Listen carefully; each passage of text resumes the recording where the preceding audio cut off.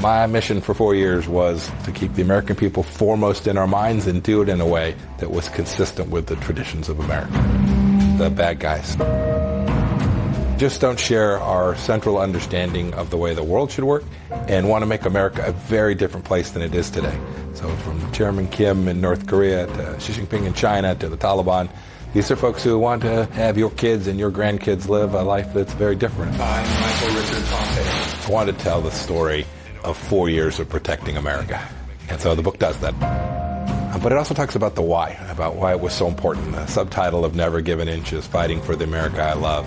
And that's the reason. That's why you work so hard to do the things that keep America safe and secure and more prosperous. And you can't give an inch.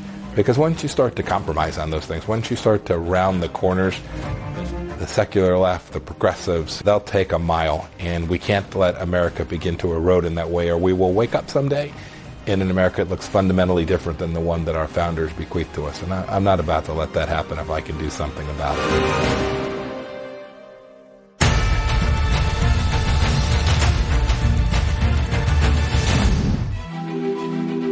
Mike is a man of incredible convictions, incredible principles, not afraid to stand up to the status quo, not afraid to make the harder decisions. I had a lot of dealings with the Secretary and spent a lot of time on diplomatic missions with him, both when I was a hostage envoy and as National Security Advisor. And I can tell you, every time Mike was in the room, people knew America was there. We always knew who our boss was, that it was the American people. We had to get it right for America, and we could never take risks that would put ourselves in a place where someday we'd find ourselves working on behalf of anything other than that. We shorthanded it as America First, but it was really thinking about America as this most important place, both its people and America's place in the world as the most important nation among all of them. When you work with Mike, he is so focused on outcomes and results, less about the activities.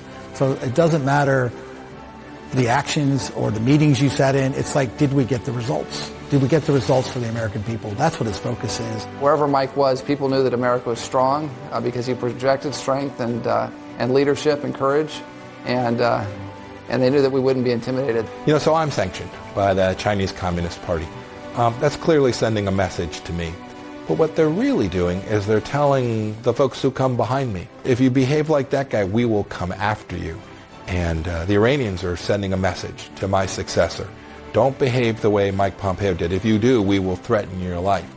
And so this isn't about Mike. This is about America. And so America has a responsibility to make sure that we don't let these bad guys change the way we think every day about acting with the seriousness and the thoughtfulness to protect our nation. The things that we did that caused me to be sanctioned, the pushback that we made against the Chinese Communist Party, the seriousness with which we took the threat from Russia, and then the effort we made to protect America and Israel, and indeed the whole world from the regime in Iran. Last night, at my direction, the United States military successfully executed a flawless precision strike that killed the number one terrorist anywhere in the world, Qasem Soleimani. Those were righteous actions. They were noble. We got those right. And now the result is I've got a lot of security helping keep me safe. It kind of impacts the way you roll. It's hard to go to 7-Eleven at midnight to pick up cough syrup, but those are small sacrifices, and it's not something that weighs on me. I'm not about to let the regime in Iran change the way I live my life. That would give them a victory, and I'm not about to give them not only an inch, but any measure of victory. There have been threats against a number of senior American officials, and that's something that we have to live with the consequences of that, the decisions we make in office. We just had the Iranians renew their threat to assassinate those that were involved in Soleimani's death, and I think that threat isn't going to go away anytime soon.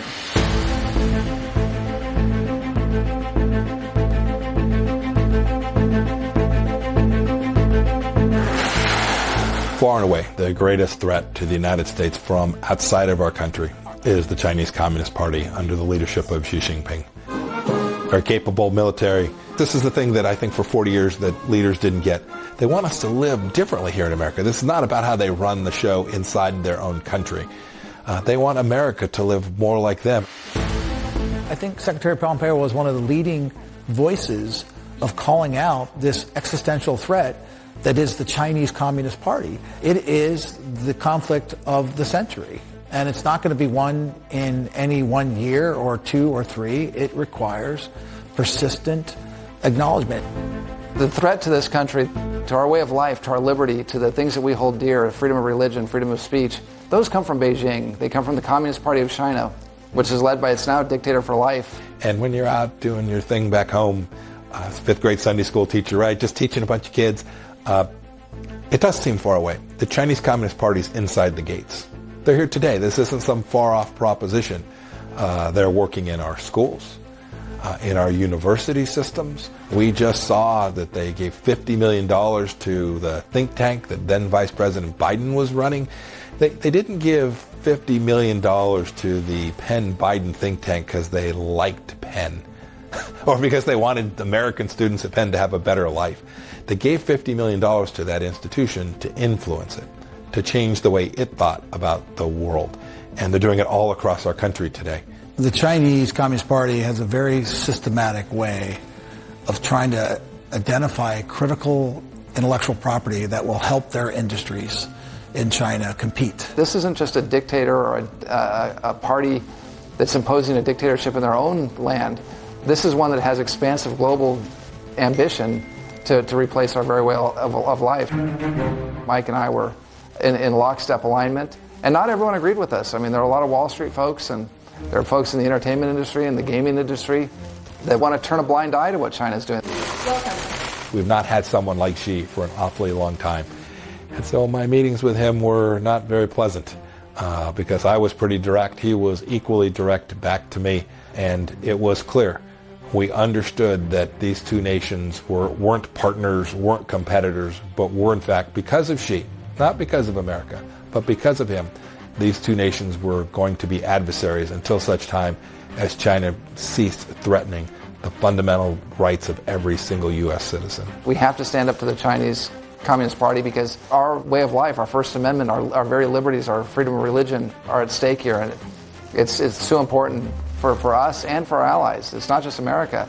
It's Japan, it's Taiwan, it's the Philippines, it's our friends in ASEAN, it's India. All of them are under threat from China. And these are all democracies, and we need to stick together as democracies, stand up for freedom and liberty, and stand up to the CCP. An important part of how we thought about the relationship was just to demand reciprocity. Tell us how you're going to treat our folks, we'll treat yours the same way. So whether that is an American company trying to do business in China should be treated the same way that a Chinese company trying to do business in the United States would be treated. Our diplomats in China can't leave the compound, can't leave there without getting permission. Today, a Chinese diplomat roams freely across America. And we impose those same requirements on Chinese diplomats in Washington. And there was a hue and cry, and people said, you can't do this, and this is unfair to the poor Chinese diplomats. And we called the Chinese diplomats in and said, here are the restrictions on American diplomats in China. Here are the restrictions on you. We want to make it sure it's reciprocal. So if you want to give us more freedom in China, we'll give you more freedom here. They didn't. Fox News alert: 80 million Americans now under stay-at-home orders. New York City currently has more cases than Italy, a third of all the cases. The deadly Chinese coronavirus plague continues to spread across this country at this hour. We should never forget that the Chinese Communist Party knew that they had a relatively lethal, highly contagious virus, and they put tens of thousands of people on airplanes and traveled all across the world, spreading that virus to the entire world. That was dangerous. It resulted in the deaths of millions of people. The virus almost certainly escaped from the laboratory there in Wuhan, and the Chinese Communist Party is responsible for all that has followed from that. I think one of the things that Secretary Pompeo did is call out the tremendous impact that COVID that originated in Wuhan, and the fact that they never allowed our inspectors to come in and look at that and kept that information away from the world, which created so much damage. One thing I do want to say about Mike at the outset of this crisis, when we warned the president on January 28th, I said to the president, this will be the biggest national security crisis he faces as president. This was, I think, February of 20, at the very front end of the Wuhan virus being unleashed here in America. I was on the call, and the president was speaking with Xi, and Xi was very unhappy with me. I was speaking just as I've done here, talking about the threat from the Chinese Communist Party, and he wanted to use that opportunity to remind the president that he had leverage too. And at that point in time, we were trying to get protective gear and other things out of China to protect America. And so, yes, when the phone call ended, the president reminded me, he said, "Boy, that guy doesn't like you," which I knew already. I went quiet for a little while because we needed to make sure we did everything right here in the United States and got that work done. So this was as close as I came to getting fired, or maybe potentially fired.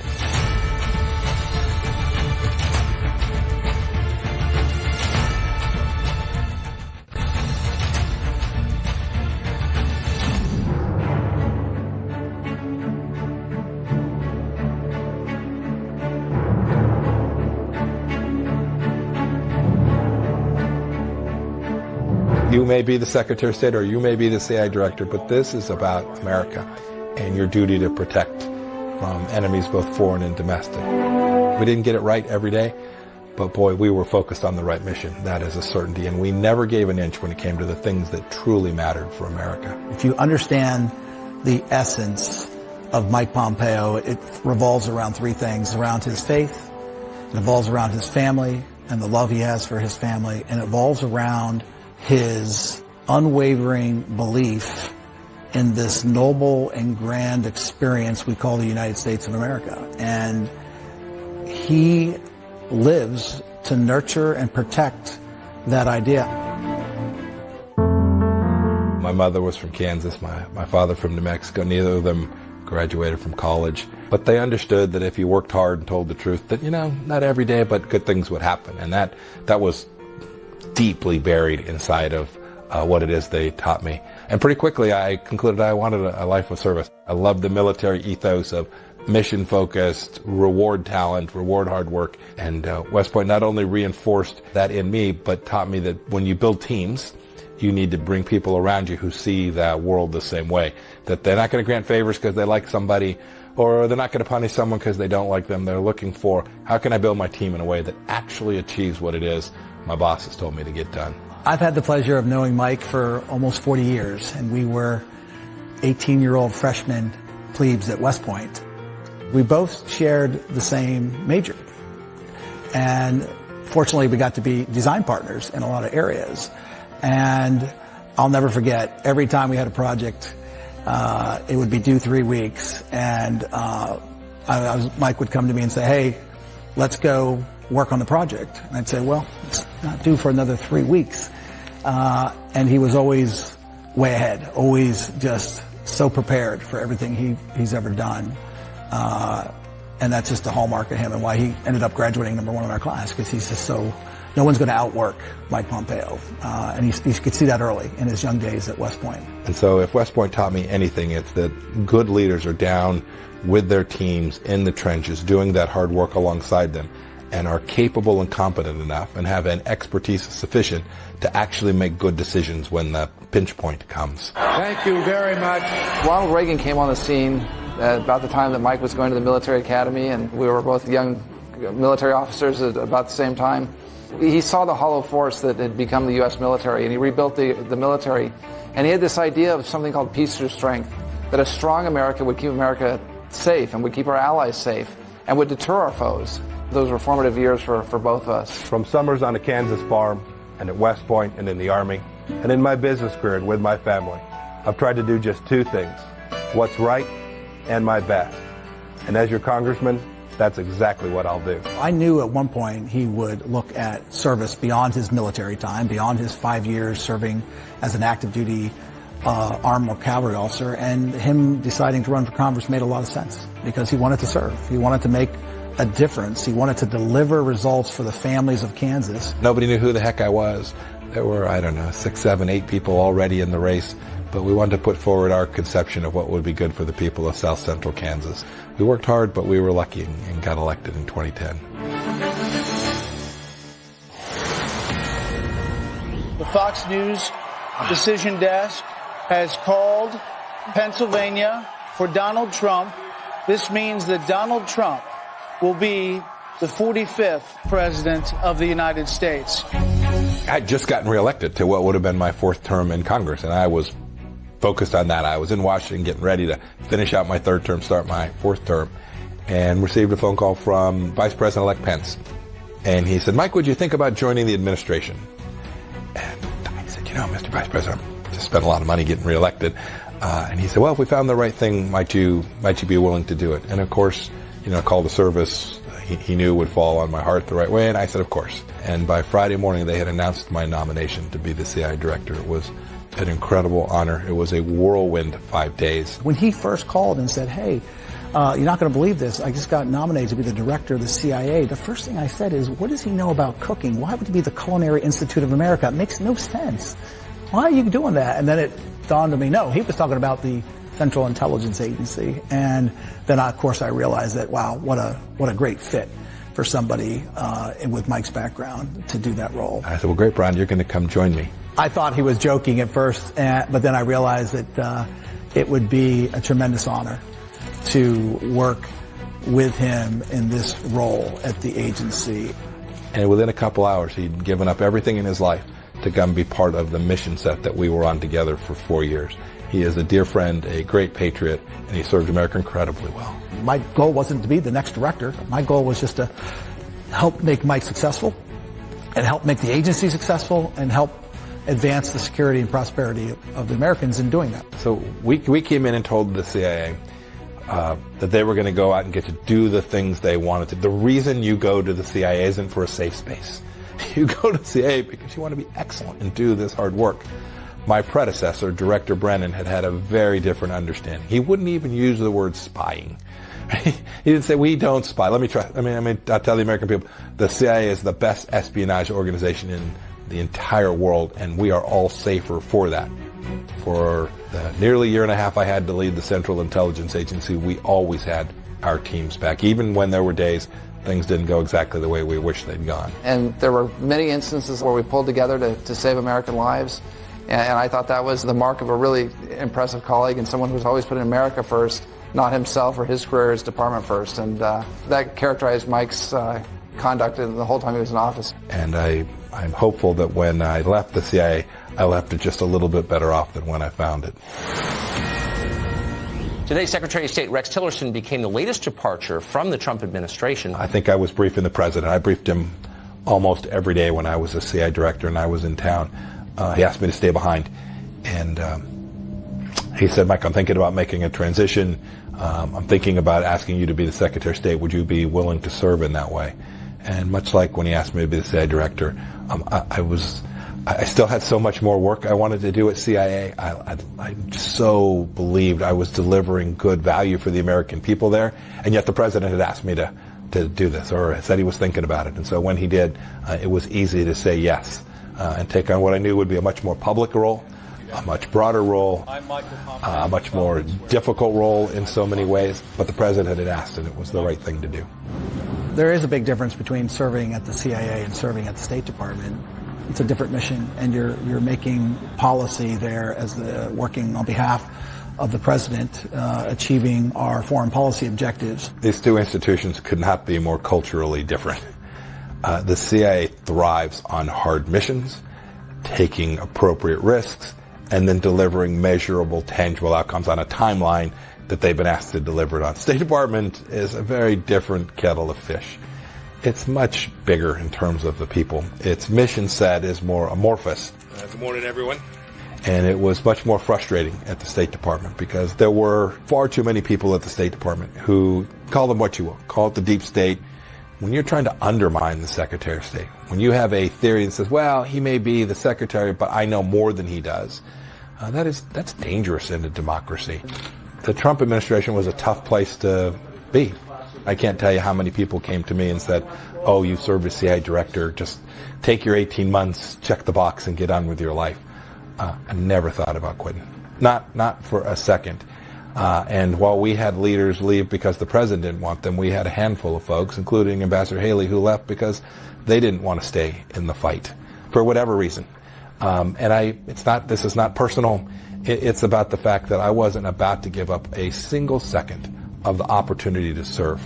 And for all of us who are given that incredible privilege, I think you have a responsibility to stay at it just as long as the president will give you the leash to go do that. And so for me, I wasn't going to leave until he told me to go away or the good Lord took me, one or the other. It was always a pleasure to do missions with Mike, whether it was working for him or working with him as his colleague. A major shakeup at the White House today. John Bolton is out as National Security Advisor. Look, I've known John a long time, but he chose to, when he left the administration, write a book with details that were almost certainly classified while the administration was still in office. That's dangerous. I think it's to his shame, and I think it presented a lot of risk to America. And I've been unabashed about this. This isn't personal. It's not political.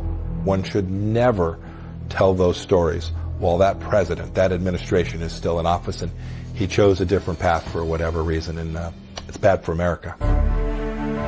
He's very concerned about the people that work for him and their families, and he wanted to make sure that anyone he sent out overseas had the full backing of the United States government, and that they would come home to their families. And for those of us who worked with him up close, and either as a colleague or someone who worked for him at the State Department, everyone knew that Mike knew his brief as well as anybody in the room, and that always gave you comfort when you were sending him out to negotiate on behalf of the United States. My original thing to him, I told him, was like, I can do this for a year.